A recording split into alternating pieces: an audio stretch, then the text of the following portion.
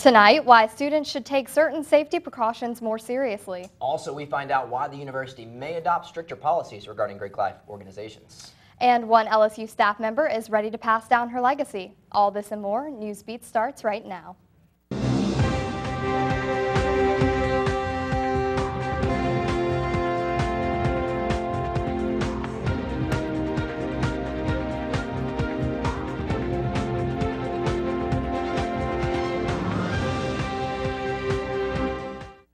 Good evening, Tigers. I'm Christian Bennett. And I'm Michael Edmondson. A 23-year-old man accused of raping a woman he met on Tinder in July was indicted Wednesday by an East Baton Rouge Parish grand jury. Jacob Hershwitz of Bel Air, Texas is being charged with forcible rape and faces up to 40 years in prison, the maximum sentence. The alleged victim told police she met Witz, a former LSU student, on Tinder, a social media app that lets users choose potential partners based on profile pictures. The two agreed to meet at the victim's apartment, where the encounter turned violent. Witz still remains free on a $75,000 bail. Well, an Ascension Parish Sheriff's deputy was shot by a group of people from Florida after a theft at a local store Tuesday in Donaldsonville. Wednesday night, a 16-year-old boy was shot by an 18-year-old following a dispute over stolen property.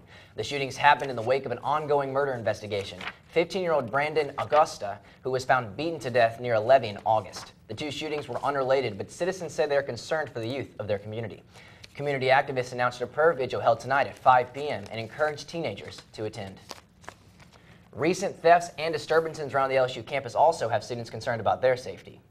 According to LSU PD, whether living on campus or in the dorms or off campus, students will always be at the same level of potential danger. LSU PD, along with Student Housing Complex, are doing everything they can to ensure the safety of students. LSU PD Captain Corey Lalonde says students should always be aware of their surroundings and of their safety of their belongings. Captain Lalonde urges students to always remember the safety basics.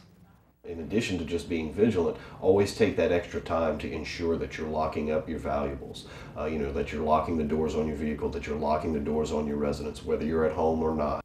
In other news, will LSU's Greek system enforce stricter rules for social events like the University of Virginia?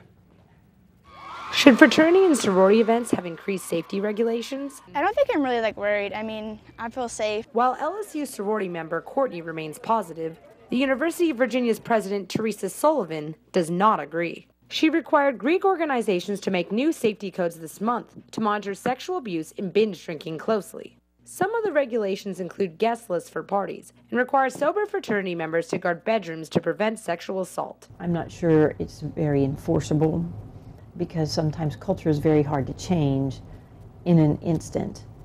And so I'd be curious to find out how they get here and how they have educated the students to change. LSU Greek Life Director Angela Guillory says she won't change any rules for Greek parties. Instead, she wants to educate students about sexual violence. We have a large-scale educational program for all of our chapter exec board members. And again, it's just to create the awareness so that when we talk about sexual assault, people know where to go and what to do. The meeting will take place in a room like this on February 26th, and Greek leaders will discuss their new theme of We're Committed, which discusses preventing sexual assault. For Tiger TV, I'm Jackie Massey. Director of the LSU Faces Lab, Mary Mannheim, has recently announced plans to retire from the university this spring. Mannheim served as director of both the LSU Forensic Anthropology and Computer Enhancement Services, aka the FACES Lab, and the Louisiana Repository for Unidentified and Missing Persons Information Program. Mannheim spent 3 decades as a forensic expert and even acquired a unique nickname over the years, the Bone Lady. Mannheim's retirement becomes effective April 30th. Well, when we come back, how students could save money on college tuition. And reporter Mitch Rabelais welcomes LSU's new football staff. Stay tuned.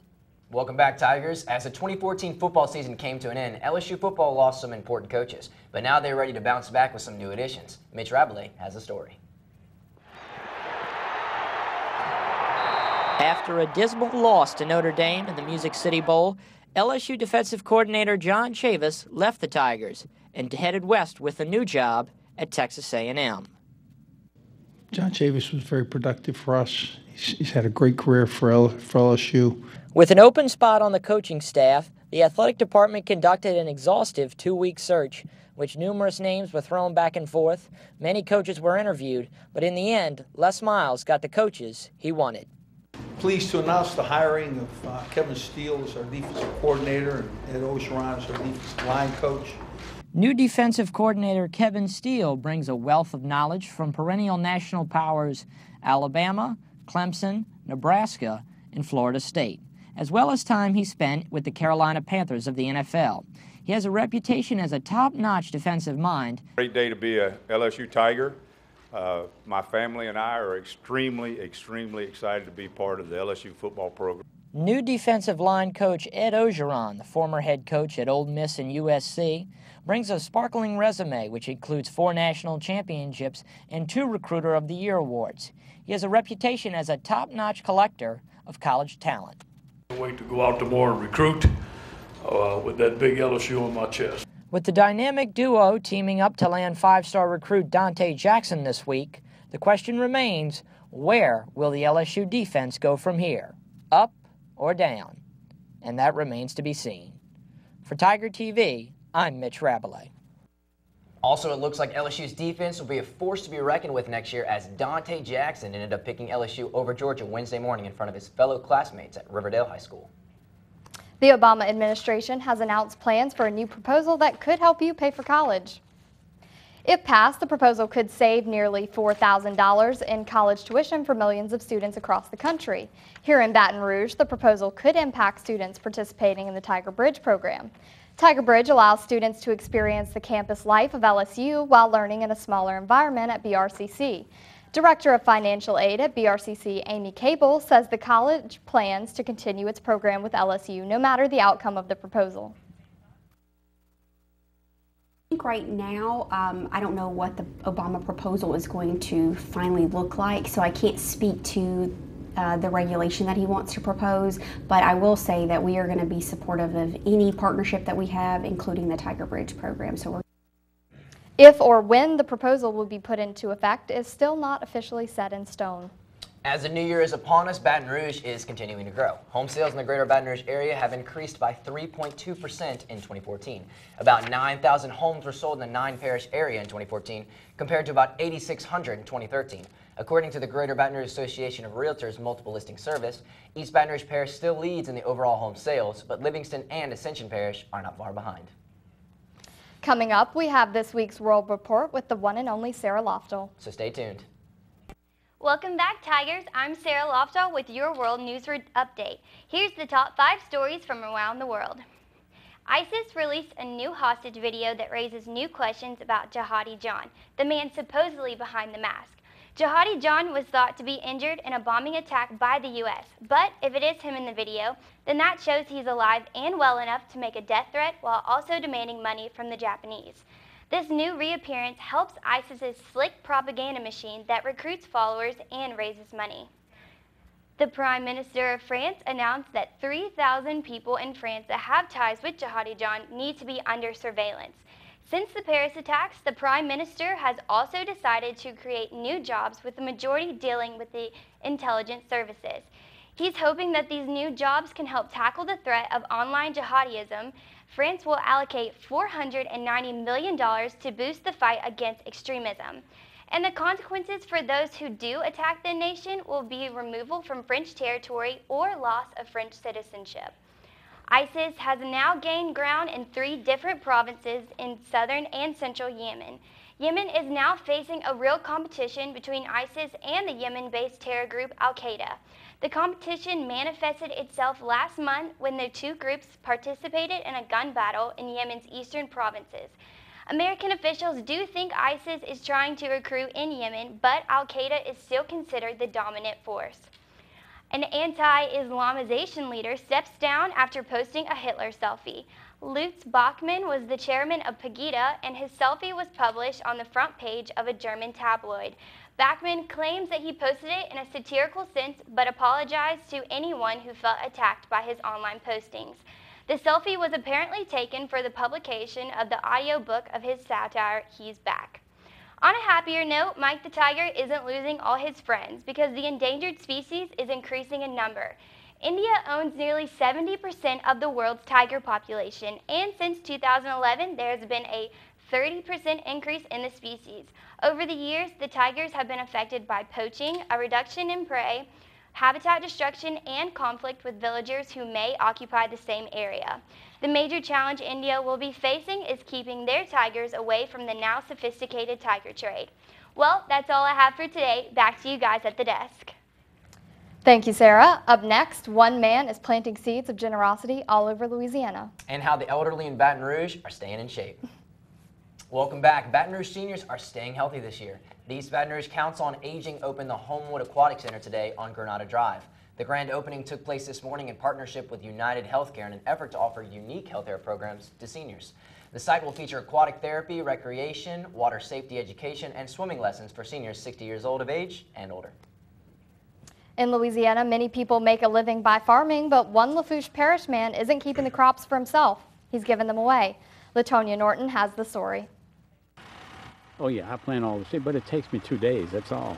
At 85 years old, Jim Boulay of La Rose is still going strong. No stranger to hard work, the retired businessman spends 4 to 5 hours a day picking turnips on the 30 acres he converted from a crawfish farm back in 2013. And everything he plants and picks, he gives away to Second Harvest Food Bank.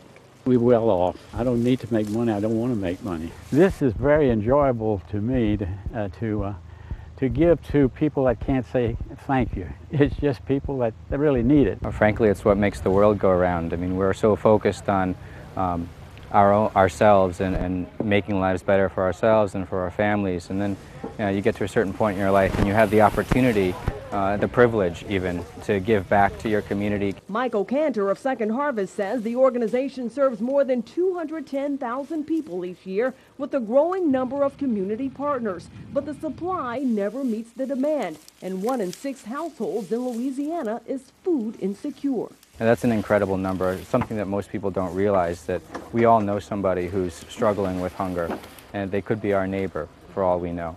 And besides turnips, Boulay plans to try his hand at bok choy, rutabagas, and Chinese cabbage, all to help feed the hungry. The first year he tried his hand at farming in 2013, Boulay harvested, with the help of volunteers, 20,000 pounds of turnips. Last year he produced 65,000, and this year's goal is 100,000 pounds.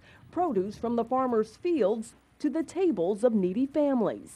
I get a great feeling of doing something positive for people and not being a negative force in our world. And I hope to continue. If my health keeps it going as it is, I'll be doing it when I'm 100. Boulay is a former shrimper, crawfish farmer, and owner of insurance and construction companies. Good news, Tigers. Cody Krupp is here, and he has some dirt on Nick Saban. Well, Christian, as long as he doesn't utter the words "Roll Tide," I think I'll be okay with it. Stay tuned and go. Hello, everyone. I am Cody Krupp, and welcome to sports. Here's a stat: 9 in 10,000. Those are the odds of a high school football player making it to the NFL. But when you grow up to be 6'5", 322 pounds, those odds go up just a bit. LSU 4-year starter and local native Lyle Collins is in Mobile for the Senior Bowl, and I caught up with the big man himself. Many kids grow up waiting in lines for autographs, dreaming of becoming a college football player. And for some this week here in Mobile, Alabama, that dream can finally become a reality. Senior Bowl practices are underway as some of the best college football players from all across the land are here. And this is the week they'll either become a millionaire or never strap up the helmet again. We met up with Baton Rouge and LSU's own Lyle Collins to find out if he is one step closer to making that dream a reality. I mean, that's just more motivation, you know. Other people, all these people out here looking at you and want to see your ability, want you to put everything out there for them to see. That's what they're here for, so you got to give them a show. So today, you know, was a good day, and tomorrow's going to be a better day. Sundays and dreams of a Lombardi trophy for Lyle Collins. Scouts currently have the 6'5" former Redemption star going near the mid to first round, but for Collins, he's only concentrated on getting better, one step at a time. No, I really don't care what I hear, you know. Whoever's going to give me the opportunity is going to give me the opportunity to come in and be an impact on that team. So Right now, I'm just trying to get better as a football player. You know, we got great NFL coaches out here, and I'm just trying to take advantage of the opportunity. The Crimson Tide was on hand, and after 4 years of battling Alabama defensive ends, he had nothing but praise for big number 70. I think he'll be a great player. You know, we tried to recruit him in high school and thought he would be a great player, and he certainly hasn't disappointed in terms of how he's developed and what he's been able to do. And I think he was a fantastic player for them this year. Football players from across the country pressured to perform on every drill, with every second of Senior Bowl practice crucial. But Collins was keeping it lighthearted, even giving this impression of new Coach O. Lyle, I'm from South Lafourche, Louisiana. If you come to USC, I guarantee you'll be a Pac-10 All-American, a freshman All-American. Your star's a true freshman. You'll be a first-round draft pick. Guarantee you. Reporting from Mobile, Alabama, for Tiger TV Sports and WAFB, I'm Cody Krupp. It's been just over a week since LSU named Kevin Steele the new defensive coordinator to replace departing John Chavis. Steele was a linebackers coach under Nick Saban last year in Alabama, and his former boss had nothing but good things to say about his future rival. Really does a good job with the players. I think he relates well with the players. He's got a wealth of knowledge and experience in several different schemes and systems, and you know, did a fantastic job for us, both as a coach, a teacher, and a recruiter, and is very, very professional in everything he does, and certainly handled this situation and this opportunity in a first-class way, and we certainly appreciate the great job that he did for us. With Kevin Steele comes a known top-end recruiter, and combined with Ed Orgeron, they create a recruiting force. LSU moved up to 13th in the latest rankings, and while I was in Mobile, I met up with 7A back of the year in the state of Alabama, Gray Jackson, who is close to calling LSU home. You know, my dad played at LSU, and so did his older brother. My mom's from Louisiana. She grew up in Baker. And, you know, we're an LSU family. They're great. They really are. They've been really, really welcoming, and they try to make it feel like it's a really family-oriented program. And, you know, they tell me they really want me, and that they like me, and that they like, you know, my leadership capabilities and what I can bring to the program. I'm just happy for the opportunity. Their number 2 ranking tomorrow as they battle Missouri in the friendly confines of the PMAC. 7:30 p.m. is the start. The Tigers versus Tigers showdown. And here is more on the preparation for the SEC matchup. It's always good to see an SEC team come in, and every SEC team and every SEC meet is very strong.